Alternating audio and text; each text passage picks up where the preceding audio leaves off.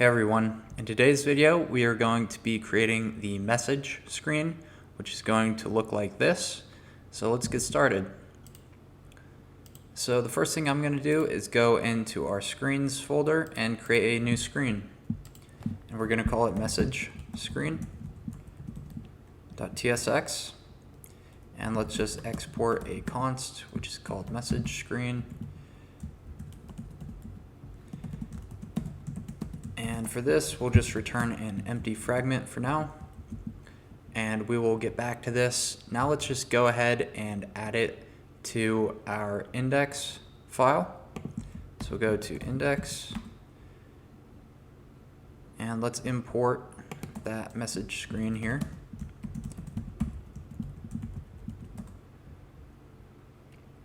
Now in the stack group where the presentation is modal, we will put that screen. So we'll say stack.screen. The name is going to be message. The component is going to be equal to message screen. And the options is going to be equal to header shown is false. And let's just end that there. Alright, so here we're getting an error. We need to go to our types and add message. So let's go to types.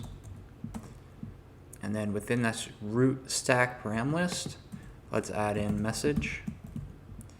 And for this, we're either going to have, well, we can have two options. So we can have a property ID, which will be a number, and then an optional tour, which will be a Boolean value. And pretty much whenever this is true, then we'll just have some text already put into the message saying like, oh, I want a tour or something like that. So let's go back to our message screen and add in those props. So we will have a root, and then root will have params, and then that will have property ID, which will be either, well, which will just be a number, and then tour, which will be a Boolean value. Alright, cool. So we'll just import text from UIKitten. And then within this, we'll just have a text component, which says message screen. Alright, now let's go and handle the navigation to this screen. So I know that on one part it's in the contact section because that was the last video. So here we are going to say navigation.navigate to message, passing in the property.id and tour as true. And that's going to be for the tour button. And then for the message button, we will just do the same, except we will not have this tour parameter. So that's one spot. And then another spot is going to be, I believe it's in card, and then card information. So for instance, where you see email here and call, we can now just say for the email that we want to navigate to our message screen. So let's do that. So here we will actually need to create a navigation variable.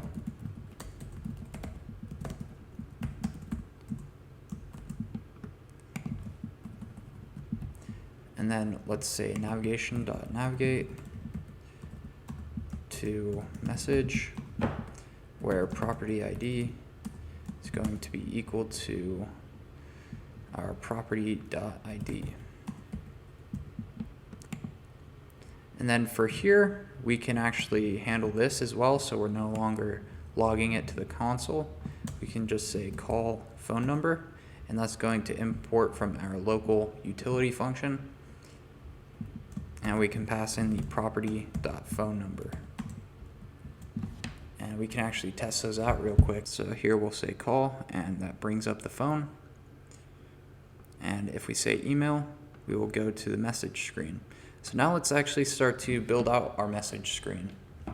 So I'm going to head back there in my code. And for our imports, let's import useState platform, style sheet, view, image, and pressable, input, button, and text, everything as yup, Formik, keyboard aware scroll view, date time picker, and use navigation. And I believe I need to install this, or you guys may need to install this. So we'll just go into yarn, or go into our terminal and say yarn add at react-native-community/datetime-picker, and here we will add that.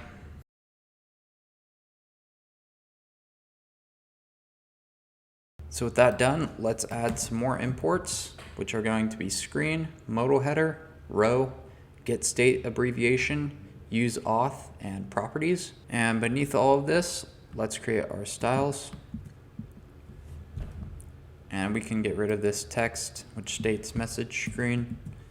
Now, above our return statement, let's create some new variables. The first one is going to be navigation, so we'll just call use navigation. And then we are going to get our tour and property ID from root.params. And then we'll get the index of the passed in property ID within all of our properties and get the current property with this property ID. And then we'll create a new state variable called pickDate, and we'll just set it to a new date object. Then we'll create another state variable called showCalendar, and it will be set to false, or initialized to false. And then we will call useAuth and get user from that. Now here, instead of rendering some fragments, let's render out a keyboard aware scroll view. And we'll set bounces equal to false. And within that, let's render out a screen component with a style of styles.container, where styles.container is just a margin horizontal of 10. Now underneath of that, if the user is using an iPhone, then we will display a modal header. Otherwise, we'll just display nothing there. And underneath that, we'll display a row, which contains an image, and the URI is going to be the first image in the images array. Then we'll display a view with some text in it of the property name and some text of the property address. And then finally, some text of the prices and bedrooms of that property. So for the styles here, row is going to have align items to center and padding vertical of 10. Address will have margin left of 10, and image will have a height of 50 and a width of 70. Now underneath of this row, we will have a Formic component. So the initial values is going to be equal to an object, which has a first name property, and if the user is logged in, it will be the first name of the user. Same thing with last name. The phone number is going to be an empty string. Email will be the user's email, otherwise it'll be empty. And then for if tour is passed in as a parameter, then we will set the message equal to I would like to schedule a tour, otherwise it'll just start off as an empty string. For the validation schema, we'll set that to a yup object, and the first name is going to be a required string, last name be a required string, phone number will be a string, not required, email will be an email string that is required, and message will also be a required string. And for onSubmit, we will just log the values to the console for the meantime, and then say navigation.goBack. Now within our Formic component, we will get these values, and then we will return some input components down here, and we will use these values within those input components. So the first input component is going to be an input. The value is going to be values.firstname. We will call handle change and pass in first name. The placeholder will be first name. The keyboard type will be default. The label is going to be first name with a star next to it. On blur, we will set the field touch to first name, and then the caption depends on if the first name was touched and there are errors associated with the first name. If that's the case, then we will display the errors for first name, otherwise it's undefined, and the status is going to be dependent on this same set of criteria. And if that's the case, it's going to be danger, otherwise it will be basic. Now for the input style, that will just be a margin top of 10. The next input will just be the same pretty much, just for last name. The input after that will be for the phone number. Really the only difference is that the keyboard type is going to be number pad, and the caption, on blur, and status aren't really needed. And after that, we will have the email. So the keyboard type for this is going to be email-address. And underneath of the email input, we will have our date selector. So that'll go inside of a view where the style is equal to styles.input. It will have some text where the category is label and the appearance is hint, and it will say move-in date. And then we'll have a pressable component where the on press is going to set show calendar to true. And within that, we'll have some text, which is going to be the pick date dot toDate string. For the styles on these, the move-in label will have a padding vertical of 5. Pick date will have a border color of E8, E8, E8, border radius of 3, border width of 1, height of 40, padding left of 15, and a background color of F7, F9, FC. And pick date text will have a margin top of 7. And let's get rid of this array here. Now underneath of that, if show calendar is true, then we will display a date time picker where the value is pick date, the mode is date, and for the on change event, if there is a selected date, then we will set show calendar to false and then set the pick date to the selected date. So let's give that a spin. Let's say 22nd, press OK, or 27th.